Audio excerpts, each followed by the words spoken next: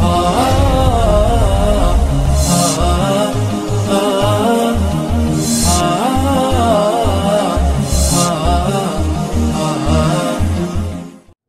لله رب العالمين والعاقبة للمتقين والصلاة والسلام على رسوله محمد وآله وأصحابه أجمعين، أما بعد، فقد قال تعالى: أعوذ بالله من الشيطان الرجيم، بسم الله الرحمن الرحيم، فصل لربك وانحر۔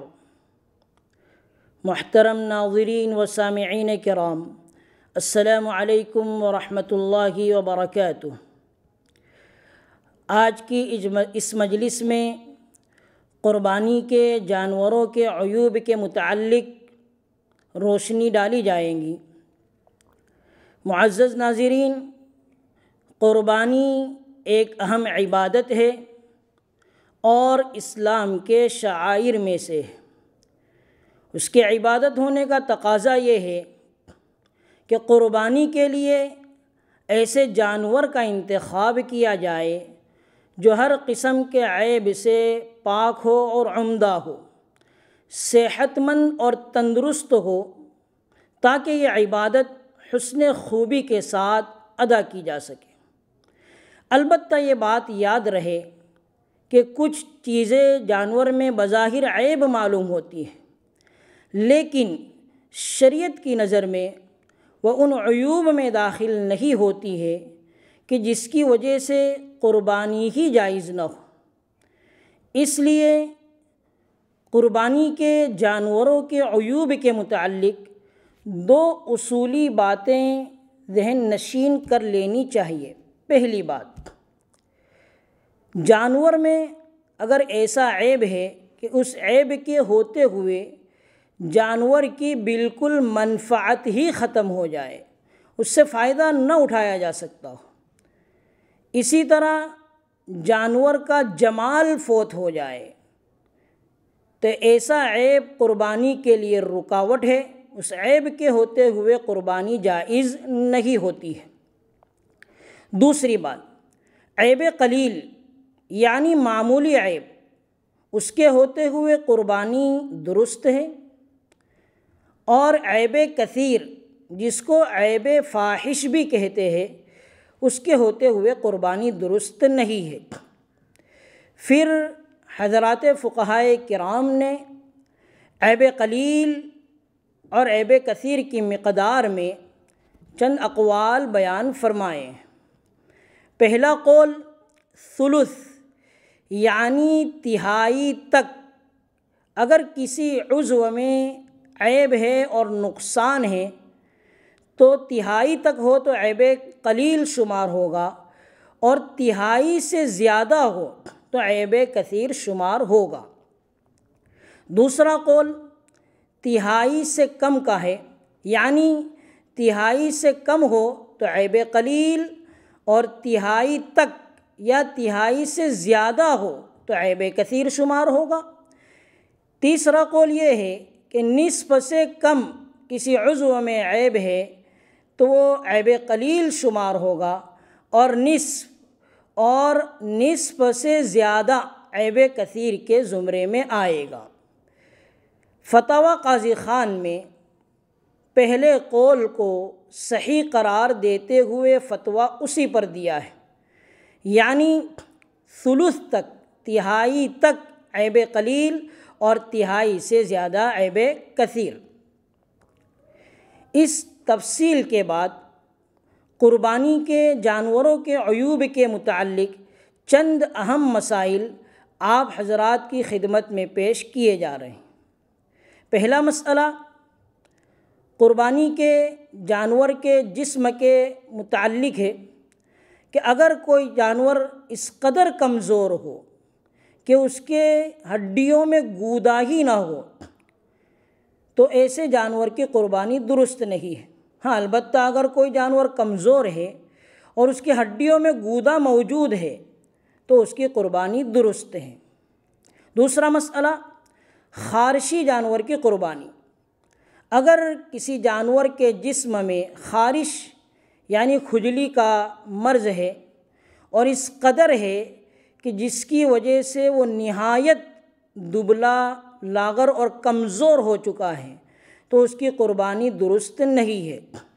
ہاں، اگر کوئی جانور خارشی ہے اور یہ مرض اس کے اندر، گوشت کے اندر اور اس کے جسم میں اثر انداز نہیں ہوا ہے، یعنی صحت مند ہے جانور، فربا ہے اور موٹا تازہ ہے اس بیماری کے ہوتے ہوئے، تو اس کی قربانی درست ہے۔ کانوں کے متعلق مسائل: اگر کسی جانور کے پیدائشی طور پر ایک یا دونوں ہی کان نہ ہو تو اس جانور کی قربانی درست نہیں ہے۔ دوسرا مسئلہ کانوں کے متعلق کہ اگر پیدائشی طور پر کان تو ہے اور چھوٹے ہیں تو قربانی درست ہے۔ بسا اوقات ایسا ہوتا ہے کہ کان تو درست ہوتے، صحیح سالم ہوتے ہیں، لیکن اس کو بیچ سے چیر کر دو حصے کر دیے جاتے ہیں، تو ایسے جانور کی بھی قربانی درست ہے، البتہ بہتر نہیں ہے۔ کانوں کے متعلق ایک مسئلہ یہ ہے کہ اگر کسی جانور کے کان تھوڑے بہت یعنی تہائی تک کٹے ہو تو اس کی قربانی درست ہے، اور تہائی سے زیادہ اگر کٹے ہو تو اس کی قربانی درست نہیں ہے۔ آنکھوں سے متعلق مسائل: اگر کوئی جانور اندھا ہو یا بالکل بھینگا یعنی کانا ہو تو اس کی قربانی درست نہیں ہے۔ اسی طرح کسی جانور کی تہائی تک روشنی چلی گئی ہو، بینائی ختم ہو گئی ہو تو اس کی قربانی درست نہیں ہے۔ ہاں، البتہ تہائی سے کم ہو تو اس کی قربانی درست ہے۔ دانتوں سے متعلق مسائل: اگر کسی جانور کے بالکل ہی دانت نہ ہو یا اکثر دانت ٹوٹ چکے ہو جس کی وجہ سے وہ چارہ نہ کھا سکتا ہو تو اس کی قربانی جائز نہیں ہے۔ ہاں، اگر کسی جانور کے کچھ دانت ٹوٹ چکے ہو اور وہ چارہ کھا سکتا ہو تو اس کی قربانی جائز ہے۔ اسی لیے بعض حضرات فرماتے ہیں کہ اگر جانور کی عمر مکمل ہو گئی ہو اور دانت نہ آئے ہو اور وہ چارہ کھا سکتا ہو، دانت نہیں ہے اور چارہ کھا سکتا ہو تو اس کی قربانی درست ہے، اس لیے کہ دانتوں سے مقصود یہ ہے کہ جانور چارہ کھائے۔ پاؤں کے متعلق مسائل: اگر کوئی جانور لنگڑا ہو اور اس قدر لنگڑا ہو کہ پاؤں زمین پر ٹیکتا ہی نہ ہو تو اس کی قربانی درست نہیں ہے۔ ہاں، اگر لنگڑا پن معمولی ہو اور چلنے پھرنے میں رکاوٹ نہ بنتا ہو تو اس کی قربانی درست ہے۔ اسی طرح اگر پاؤں زخمی ہو گیا ہو اور اس قدر زخم کا اثر ہو کہ وہ چلنے میں اس پاؤں سے سہارا ہی نہ لیتا ہو تو اس کی قربانی درست نہیں ہے۔ البتہ اگر وہ پاؤں سے سہارا لیتا ہو اور زمین پر ٹیکتا ہو اور چلنے پھرنے میں رکاوٹ نہ بنتا ہو تو ایسے جانور کی قربانی درست ہے۔ کبھی کبھی ایسا ہوتا ہے کہ منڈی میں جب خریدتے ہیں جانور کو، بازاروں میں جب جانور کو خریدتے ہو تو اس کا پاؤں صحیح ہوتا ہے، اس کے پاؤں کے اندر زخم نہیں ہوتا ہے، لیکن لانے میں یا یہ کہ گھر لانے کے بعد پاؤں زخمی ہو جاتا ہے، اسی طرح اس قدر لنگڑا ہو جاتا ہے کہ چلنے پھرنے میں رکاوٹ اور مانع بنتا ہے، تو پھر لانے کے بعد بھی قربانی سے پہلے اگر اس جانور کے اندر عیوب پیدا ہو جاتے ہیں اور ایسے عیوب پیدا ہو جاتے ہیں کہ جس کے ہوتے ہوئے قربانی درست نہیں ہوتی ہے تو پھر ایسے جانور کی قربانی درست نہیں ہے۔ تو لانے میں بھی نرمی سے جانوروں کو لایا جائے، احتیاط کا پہلو غالب رکھا جائے۔ دم کے متعلق مسائل: اگر کسی جانور کی پیدائشی طور پر دم نہ ہو تو اس کی قربانی درست نہیں ہے۔ دم ہو اور چھوٹی ہو تو اس کی قربانی درست ہے۔ اسی طرح اگر دم تہائی تک کٹی ہو تو اس کی قربانی درست ہے، اور تہائی سے زیادہ کٹی ہو تو اس کی قربانی درست نہیں ہے۔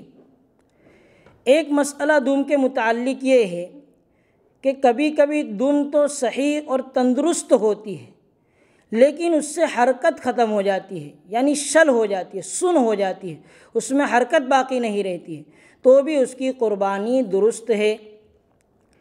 خصی جانور کی قربانی کرنا کیسا ہے؟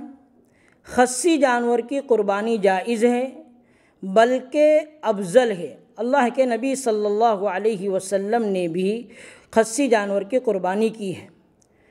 اسی طرح ایک مسئلہ یہ ہے کہ اگر کسی جانور کا ایک ہی خصیہ ہو، یعنی ایک کپورا ہو، تو بھی اس کی قربانی درست ہے، ایک ہو ایک نہ ہو، صرف ایک ہو تو بھی اس کی قربانی درست ہے۔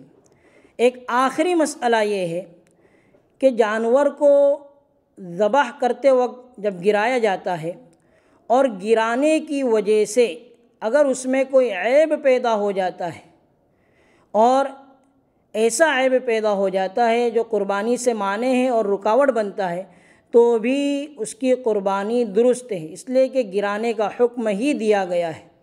البتہ گراتے وقت اور ذبح کرتے وقت اتنا احتیاط کرے کہ جانور کو نرمی سے گرایا جائے۔ بعض ایک مسئلہ یہ بھی ہے کہ جانور کو اگر گرایا گیا اور گرانے کے بعد اس کی آنکھ کھل گئی اور جانور نے چاقو وغیرہ دیکھا اور ڈر کے مارے اس کی آنکھ باہر آ گئی تو بھی اس کی قربانی درست ہے، اس لیے کہ لٹاتے وقت اور گراتے وقت جو عیب پیدا ہوتا ہے اس عیب کے ہوتے ہوئے قربانی پر کوئی اثر نہیں پڑتا ہے، اس کی قربانی درست ہو جاتی ہے۔ یہ چند موٹے موٹے مسائل جانوروں کے عیوب کے متعلق بیان کیے گئے۔